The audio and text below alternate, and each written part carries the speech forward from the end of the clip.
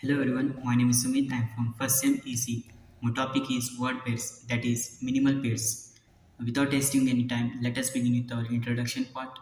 In phonology, minimal pairs are pairs of words or phrases in a particular language, spoken or signed, that differ in only one phonological element, such as phoneme, tонeme, or chroneme, and have distinct meanings. They are used to demonstrate that the two phones represent two separate phonemes in the language. History of minimal pairs. Many phonologists in the middle part of the 20th century had a strong interest in developing techniques for discovering the phonemes of unknown languages, and in some cases, they set up writing systems for the languages.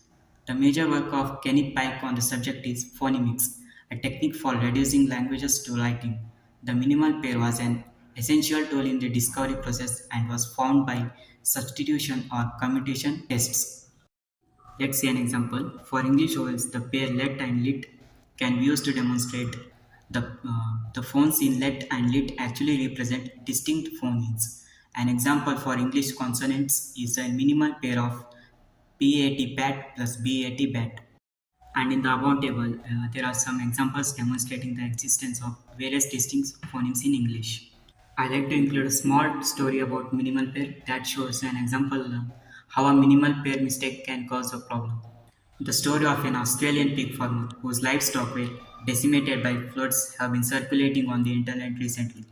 The reporter misheard him say that 30,000 pigs were floating down the river and reported it such that, in fact, what he had said was 30,000 pigs. In this picture, you can see there are some examples demonstrating a minimal pair activity.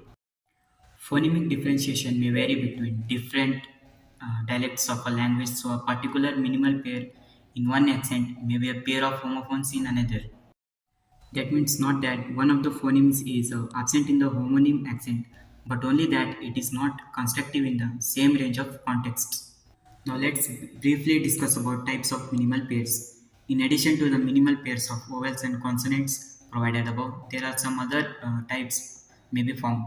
Those are quantity, tone, stress, juncture, syntactic gemination. Minimal pairs were an important part of the theory of pronunciation teaching during its development in the period of structuralist linguistics, particularly in 1940s and 1950s. And minimal pairs drills were widely used to train students to discriminate among the phonemes of the target language. These drills took the form of minimal pair word drills and minimal pair sentence drills. So here it's the end. Thank you all.